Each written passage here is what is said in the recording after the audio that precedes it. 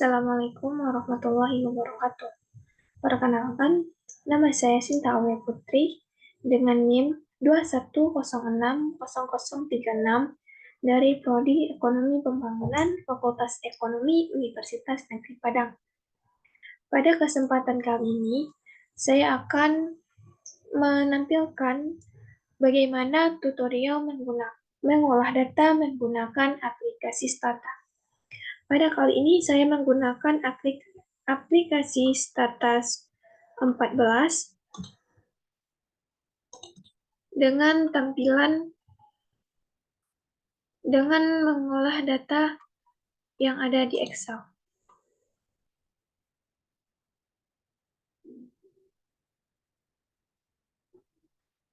Pada kali ini kita mempunyai data dengan sampel sebanyak 30 buah dari tahun 1989 sampai tahun 2018, yang mana memiliki variabel dependen sebagai Y dan variabel independen sebagai X1 yaitu PDRB Amerika Serikat, X2 nilai tukar, dan X3 harga kayu manis ekspor, yang keempat produksi kayu manis Indonesia, yaitu sebagai X4. Cara mengolah data yang kita punya ini, yang pertama-tama kita buka aplikasi Stata. Berikut ini merupakan tampilan awal dari aplikasi Stata yang kita punya. Setelah tampilan awalnya kita buka, langkah selanjutnya kita masuk kepada data editor. Nah, pada tampilan data editor ini, kita kopaskan data Excel yang telah kita pilih tadi dengan cara kita blok semua data dari tahun 1989 sampai 2018, kita Ctrl C, lalu kita pastikan. Nah, berikut ini telah terlihat data yang telah kita pastikan, di mana pada namanya dapat kita ubah.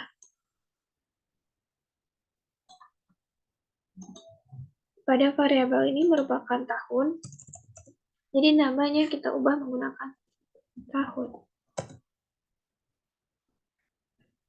Berikut ini terlihat ada 30 sampel dengan variabel dependen sebagai Y dan variabel independen sebagai X1, X2, X3, dan X4. Selanjutnya, setelah data kita inputkan, maka kita close. Dan berikut ini tampilan setelah data kita close. Lalu langkah selanjutnya kita pilih menu statistik. Terus pada menu statistik, kita akan klik linear models dan linear regression. Pada kali ini, kita akan melakukan uji regresi linear. Dan pada dependent variable ini merupakan Y, dan variabel independen sebagai X1, X2, X3, dan X4. Lalu, langkah selanjutnya pada menu rebus, pada menu rebus ini kita bisa menggunakan dua, yaitu bisa menggunakan default standard error, dan selanjutnya bisa menggunakan ordinary least square. Pada kali ini kita akan menggunakan default standard error. Lalu kita OK. Nah, maka setelah kita OK-kan tadi, terlihat data analisis regresi linear kita dapat hasilnya sebagai berikut ini. Yang mana ada variabel Y, X1, X2, X3, dan 4 dengan koefisien A-nya sebagai A-nya 2107318, X1-nya positif 921,7302, X2 128,9605, X3 4506781, dan X4 11,64273. Untuk memudahkan kita membacanya, maka selanjutnya yang kita lakukan yaitu kita kopikan data ini sebagai picture, lalu kita pindahkan kepada Word.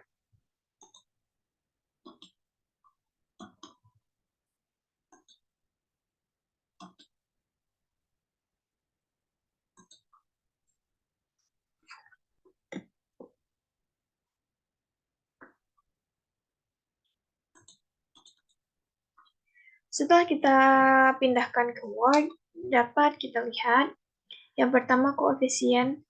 Di sini dapat kita tulis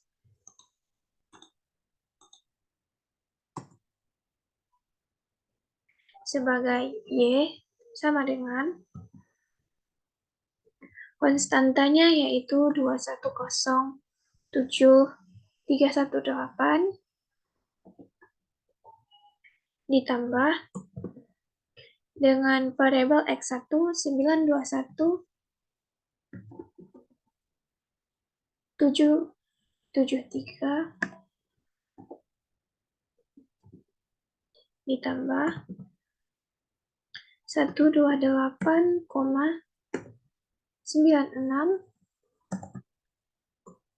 ditambah X2 ditambah variabel X3 4,450,678,1 sebagai X3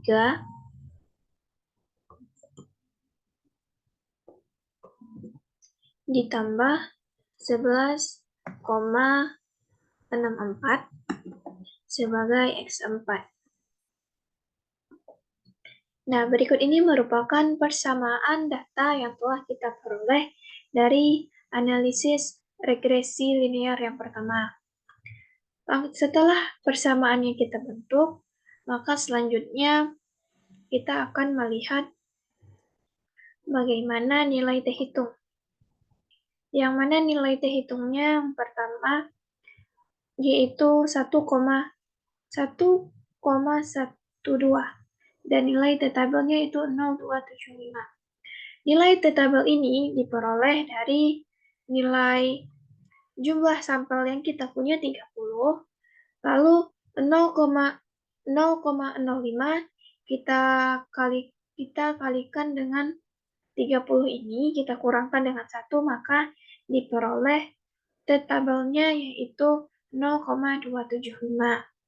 Dan begitu juga selanjutnya nilai T hitungnya, maka nilai T tabelnya yang diperoleh ini. Selanjutnya pada probabilitas F, yaitu 0,000, sehingga dapat kita simpulkan karena lebih kecil dari 0,05, maka pada variabel tersebut memiliki pengaruh terhadap Y. Untuk besarnya pengaruh, setelah kita memperoleh hasil data ini, dapat kita ketahui dengan adjective R-squares, yang mana besarnya pengaruh dari data yang telah kita jalankan diperoleh pengaruh sebesar 60,80%. Dan jumlah standar errornya yang akan kita peroleh yaitu dengan 100% dikurangkan dengan nilai adjective R-squares, yang mana 100% dikurang dengan 60,80 ini, maka diperoleh standar errornya yaitu 39,20%. Nah, berikut ini merupakan uji pertama yaitu regresi linear. Selanjutnya, masuk kepada uji yang kedua yaitu uji asumsi klasik, yaitu uji heterogenesitas. Yang mana pada data ini kita klik statistik, linear model and real. Dan lalu kita pilih regression diagnosis dan kita pilih specification test. Nah, pada menu ini, kita pilih tes for heterogenesitas dengan Bruce Pagan dan use filtered values, oke. Lalu kita submit.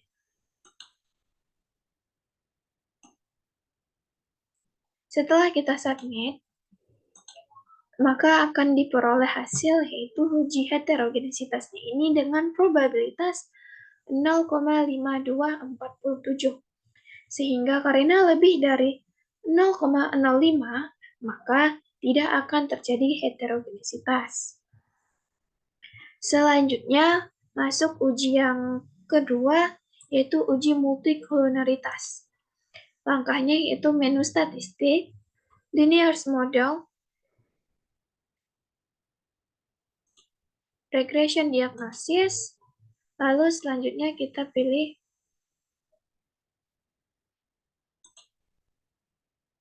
statistik, linear model,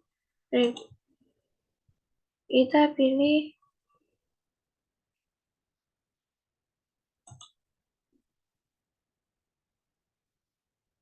specification test juga sama. Namun, yaitu pada multikolonaritas ini kita akan menggunakan tipe variance inflation factor atau VIP. Selanjutnya kita submit. Dan berikut ini merupakan tampilan dari uji multikolonaritas yang telah kita jalankan, di mana rata-rata VIP-nya kita peroleh 10,81. Karena rata-ratanya diperoleh itu lebih dari 10, maka akan terjadi multikolonaritas pada data yang telah kita olah ini. Selanjutnya masuk dengan uji asumsi klasik yang terakhir, yaitu uji normalitas. Dengan memilih langkah pertama statistik, summary stable test, kita pilih summary descriptive statistik,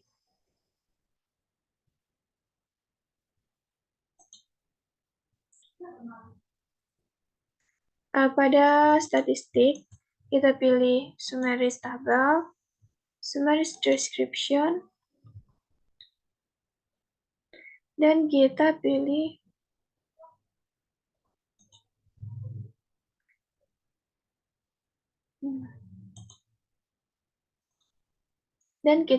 menu Squenex and Coulter's normality test. Dan kemudian kita masukkan variabel yang kita punya yaitu Y, variabel X1, variabel X2, variabel X3, dan variabel X4. Selanjutnya langsung kita klik OK. Dan berikut ini merupakan tampilan dari uji normalitas yang telah kita peroleh. Sehingga dapat kita simpulkan dengan keempat variabel ini karena nilainya lebih besar dari 0,05, maka akan bersifat normal dan memiliki pengaruh terhadap variabel Y. Namun, pada variabel X4 ini, karena nilainya lebih kecil dari 0,05, sehingga dapat dikatakan variabel X4 ini tidak normal dan tidak memiliki pengaruh terhadap Y. Baiklah, sekian penyampaian pengolahan data yang dapat saya sampaikan. Apabila terjadi ada kesalahan, saya mohon maaf. Terima kasih. Assalamualaikum warahmatullahi wabarakatuh.